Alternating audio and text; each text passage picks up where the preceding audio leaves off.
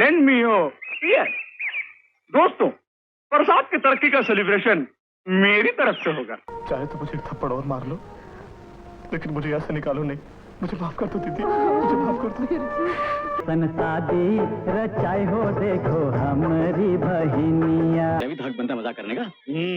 भैया की साली यानी आधे घर वाली। मांगे से ना मिले तो पसीना बहाइए, बहता है जब पसीना।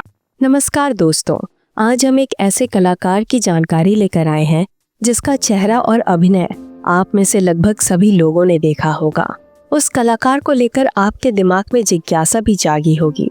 जी हाँ दोस्तों, स्क्रीन पर आप जिस चेहरे को देख रहे हैं, हम उन्हीं के बारे में बात कर रहे हैं। ऋषिकेश मुखर्जी साहब की classic cult comedy film Golmaal में इन पर बकायदा एक गाना भी फिल्माया गया। और तो और अभिनेता अमोल पालेकर के साथ इन्हें अच्छा खासा स्क्रीन टाइम भी मिला। लेकिन लोग सोचते हैं कि इनमें ऐसी क्या बात थी जो इन्हें महान बनाती है। दरअसल वे मशहूर अभिनेता और सुपरस्टार गोविंदा के छोटे मामा हैं। थोड़ा बुरा भी लगता है कि इनकी पहचान गोविंदा का नाम लेकर करनी पड़ रही है, क्योंकि अक्सर कलाकारों को ज्यादा तवज्जो मिलती है और उस कलाकार को बनाने वाले फिल्मकार को शायद ही कोई याद करता है। गोविंदा के मामा भी वैसे ही थे। ये बात शायद ही कोई जानता होगा कि गोविंदा को बतौर हीरो अपनी फिल्म में कास्ट करने वाले पहले व्यक्ति खुद उनके ही मामा थे। एक तरफ गोविंदा के पिता अरुण आहूजा अपने बड़े बेटे कीर्ति कुमार को लॉन्च करना चाहते थे, लेकिन मामा के जहन में सिर्फ गोविंदा थे। हमें विश्वास है कि इस जानकारी से आपको बड़ी खुशी महसूस हुई होगी और अब आपको उनका असली नाम जानने की इच्छा हो रही होगी। इसलिए ज्यादा समय न लेते हुए हम बता ही देते हैं कि उन्हें फिल्म जगत में आनंद के नाम से लोग पहचानते थे, लेकिन उनका असली नाम था उदय नारायण सिंह। आगे हम उनके करियर और पर्सनल लाइफ के बारे में बताने वाले हैं, लेकिन सबसे पहले उनके पारिवारिक जीवन पर प्रकाश डालना सबसे जरूरी है। सबसे पहले आपको ये बताना जरूरी है कि निर्मला देवी और आनंद के पिताजी वासुदेव नारायण सिंह की कथित रूप से कोई भी मुस्लिम धर्म पत्नी नहीं, जैसे कि कुछ लोग हमेशा दावा करते हैं। वे तमाम बातें बिल्कुल गलत हैं। कुछ लोग अभिनेत्री कुमकुम को भी उनकी मौसेरी बहन बता देते हैं और साथ ही उनके पिताजी वासुदेव नारायण सिंह के बारे में भी गलत धारणाएं ब्लॉग और वीडियो के माध्यम से फैलाई गई हैं। असलियत में आनंद और निर्मला देवी के पिताजी गहरवाल राजपूत थे और निर्मला देवी के पति अरुण आहूजा को भी कुछ लोग सिंधी समझते हैं, लेकिन वे पंजाबी खत्री थे। और सबसे ज़रूरी बात ये भी है कि निर्मला देवी की माता जी कुसुम देवी का मायका फैजाबाद था। आपको ये भी बताना ज़रूरी है कि आनंद के पिताजी वासुदेव एक जौहरी थे। उस ज़माने में पूरे वाराणसी का चांदी का बाजार वे खुद अपने हाथों से खोलते थे।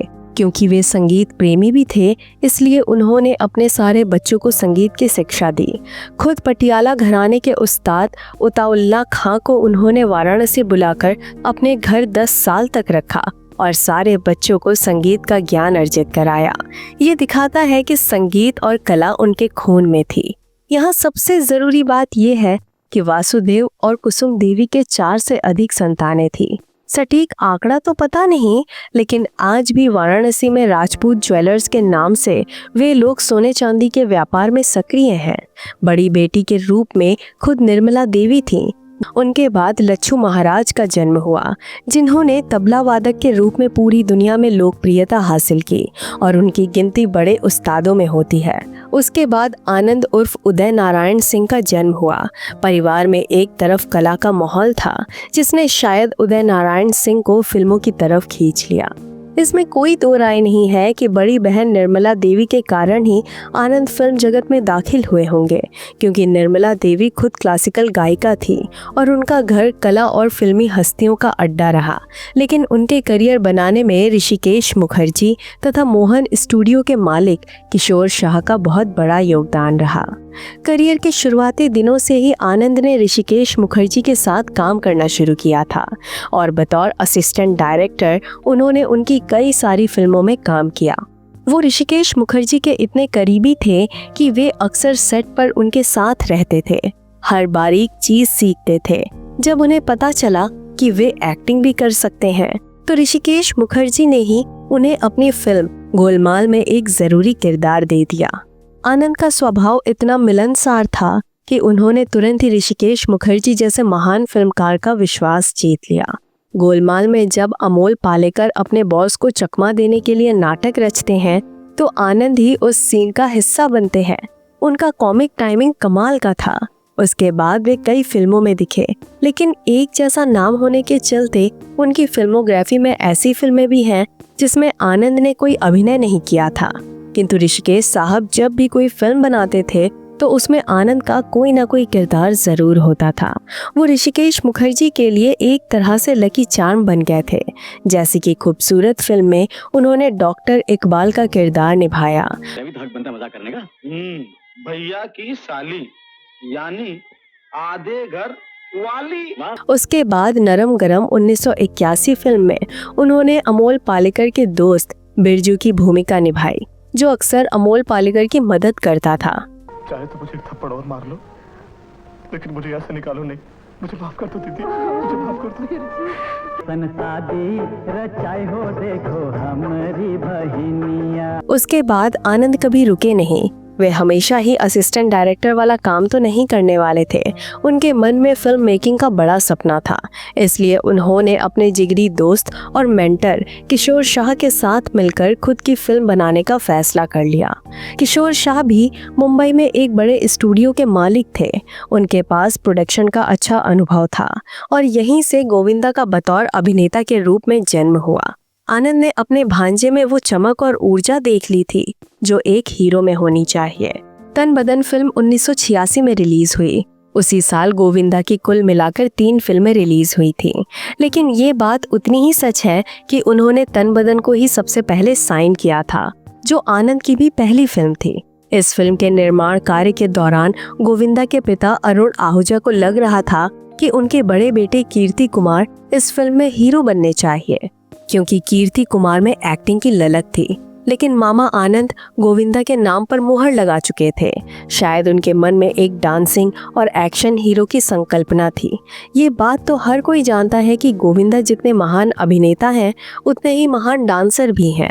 आनंद को गोविंदा के डांसिंग स्किल्स पर पूरा भरोसा था और वे जानते थे कि यही चीज उन्हें बाकी हीरोज से अलग करेगी। इसलिए शायद आनंद ने गोविंदा को लॉन्च किया होगा और उनकी किस्मत के दरवाजे खोल दिए। खैर, हम कीर्ति कुमार पर भी एक वीडियो बनाएंगे। कुछ दिन पहले उन्होंने हमारे वीडियो पर एक कमेंट भी डाला था। उन्होंने झूठी अफवाहों को खारिज करते हुए बहुत सारी जरूरी बातें भी बताई। हम यही सोच रहे थे कि कोई इतना महान कैसे हो सकता है। हत्या जैसी फिल्म बनाकर उन्होंने गोविंदा को सुपरस्टार बना दिया और आगे भी उन्होंने उनका बहुत साथ दिया। इस बात का वे क्रेडिट लेना ही नहीं चाहते। इससे ही पता चलता है कि कीर्ति कुमार एक महान विचारों वाले व्यक्ति हैं, जो अपने भाई की सफलता में ही अपनी खुशी मानते हैं। शायद इसलिए उनके स्वभाव में मां निर्मला देवी के संस्कारों के मोती छलकते हैं। खैर, आनंद की कहानी पर लौटते हैं। अपने करियर के दौरान उन्हें संगीता सिंह नामक एक लड़की से प्यार हुआ। कहा जाता है कि संगीता का मूल घराना नेपाल से है, लेकिन सबसे चौंकाने वाली बात ये भी है कि संगीता की एक छोटी बहन भी थी, जिन्हें आगे चलकर खुद गोविंदा से प्यार हुआ और उनसे शादी भी कर ली। जी हाँ दोस्तों, गोविंदा की पत्नी सुनीता असलियत में उन्हीं की मामी की छोटी बहन थी। एक ही परिवार में 2 बहनों की शादी, एक मामा और दूसरे भांजे से। ये कहानी उस वक्त बहुत चर्चा में रही थी। उनके जीजा जी यानी कि खुद आनंद उस जमाने में कितने नामी व्यक्ति थे, इस बारे में खुद सुनीता बिना नाम लिए अक्सर अलग अलग इंटरव्यूज में बताती रहती हैं। उनके रसूख और पहचान का अंदाजा इसी बात से लगाओ कि खुद माणिक चटर्जी आनंद को लेकर पुरस्कार नामक एक फिल्म बना रहे थे, जिसमें उनकी भूमिका काफी दमदार थी।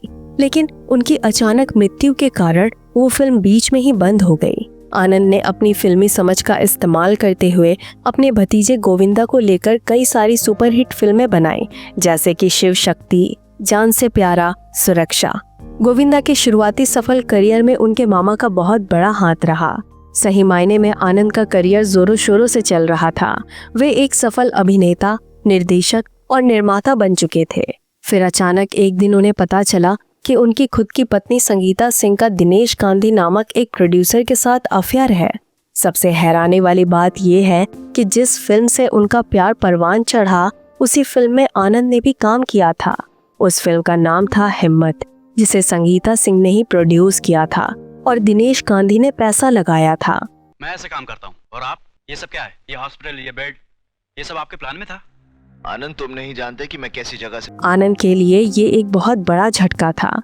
जिस रिश्ते पर उन्होंने इतना भरोसा किया था, उसी ने उन्हें धोखा दिया।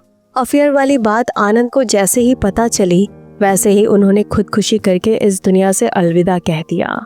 ये घटना साल 1996 की थी। हमारे हिसाब से उस वक्त उनकी आयु 50 साल की भी नहीं रही होगी, क्योंकि उनके बड़े भाई लक्ष्मी नारायण सिंह उर्फ लच्छू महाराज का जन्म 1944 में हुआ था। एक प्रतिभाशाली कलाकार का इतना दुखद अंत फिल्म इंडस्ट्री के लिए भी एक बड़ा नुकसान था।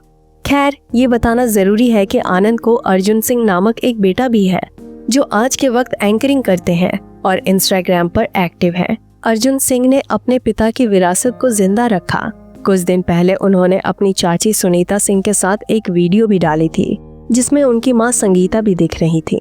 तो दोस्तों, मैं थी आपकी रिशिता।